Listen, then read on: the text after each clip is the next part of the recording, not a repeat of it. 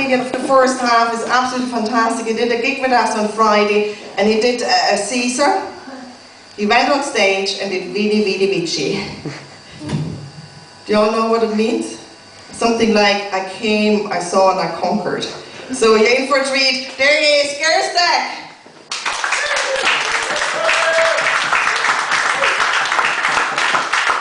Hello. Madeleine McCann, oh, controversial. Look into my eyes. Open up your thighs and show me the only eye that matters, I say. Whoa. Madeleine, could you remember that campaign, David Beckham? Look into my eyes. Fucking hell. Men all over the world getting on buses, staring at little blonde girls, phoning up the police. It's me again. I think I spotted her. Should I grab her? I wouldn't suggest it. No, look into my eyes. No, what a ridiculous idea. And of course then they ran that reconstruction, didn't they? This is what Madeleine looks like now. No. This is what Madeleine looks like now. Skin fallen to the floor, arms and legs probably in different places to the head, let's be honest. So I have to say, you're all looking particularly wonderful tonight. You've really made the effort, haven't you? Spiffing, if I do say so myself. Are you having a wonderful time? Are you having a wonderful time? Clearly you're not. And you know why? It's because you're satisfied, aren't you, with your simple working class tastes. Not for you, Tosca at the Royal Opera Hall. Not for you, piloting a catamaran to victory at a Bahamian yacht race. Wasted on you, caviar. Wasted on you, roasting a burglar with an antique blunderbuss. You have no appreciation of such things. You're happy, aren't you, with your greasy bag of pommes frites and your warm liter john of your common ale. Doubtless you're wondering why I'm addressing you in this ludicrous falsetto. Well, the truth is, boys and girls, me real voice, it's so absolutely bleeding horrible that if I was to use it, I've been thrown off the stage. Sounds like a crawl out of the Liberties with a 1900. Loading me back with the chips on me shoulder.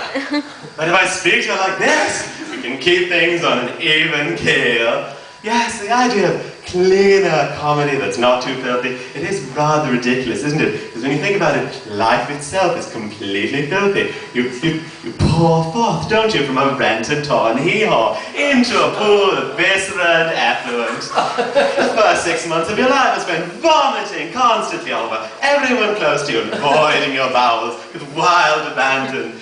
As you grow older, you become aware, don't you, of the potential of your body as an erogenous playground for bigger boys and girls. Yes, you do. And then, depending on your penchant, you either spend the rest of your life trying to convince that one special someone to ride the seesaw with only you, or getting as many friends as you can onto the merry-go-round of love.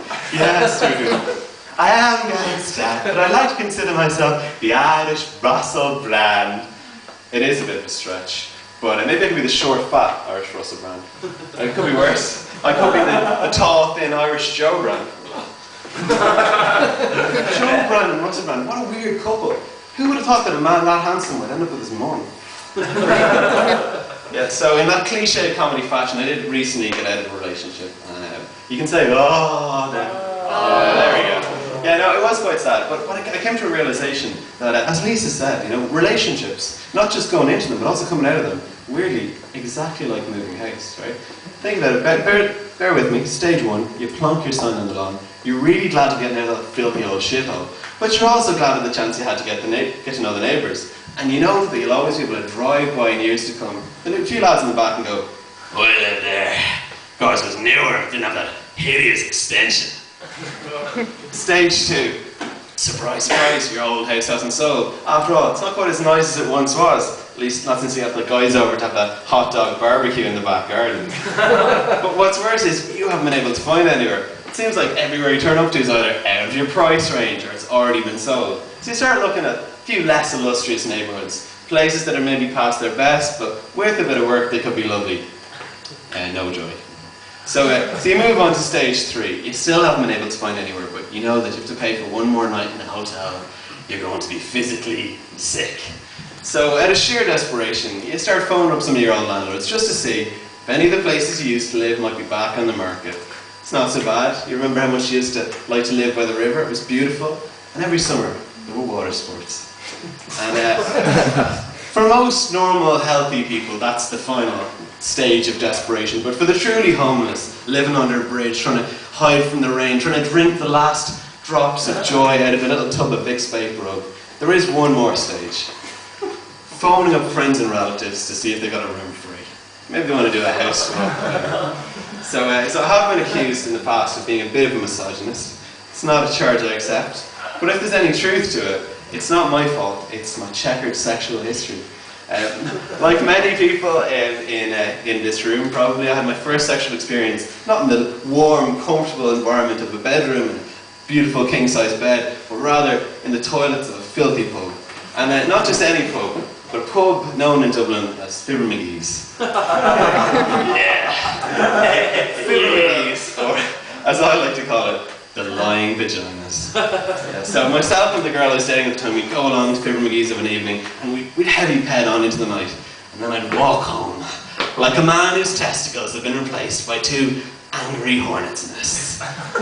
So, as you can imagine, it was particularly difficult to resist the evening my hot 17-year-old schoolgirl girlfriend dragged me to the toilets in the lying vaginas and proceeded graciously, but with great insistence, to strip off, tossing her clothes over the stall door, whispering over and over, "Don't you want to fuck me? Don't you find me attractive?" Yes, I did.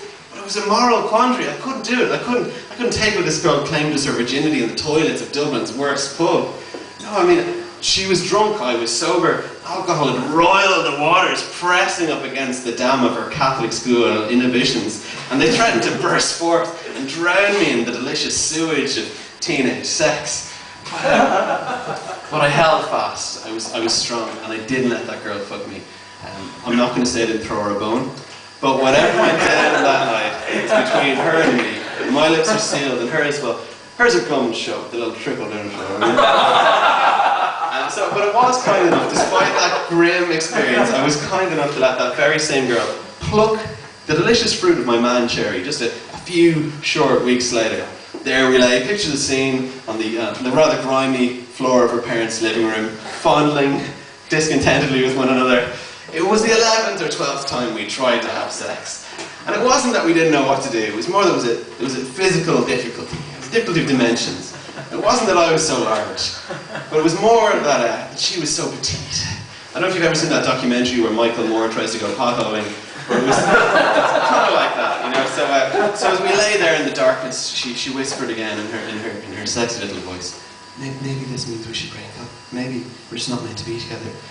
And I thought about it and I said, maybe, or maybe you should just lie there for a minute and Daddy will go and we'll sort this out.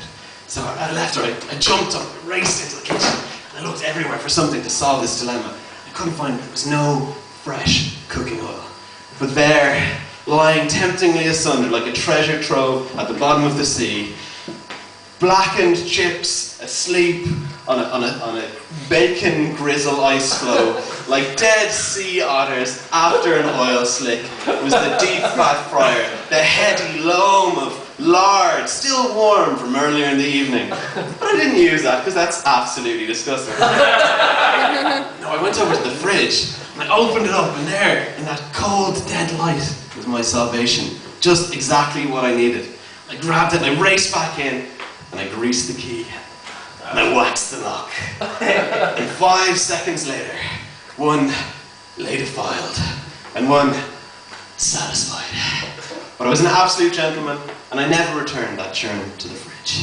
Thank you very much. I've been Gareth, you've been Daddy.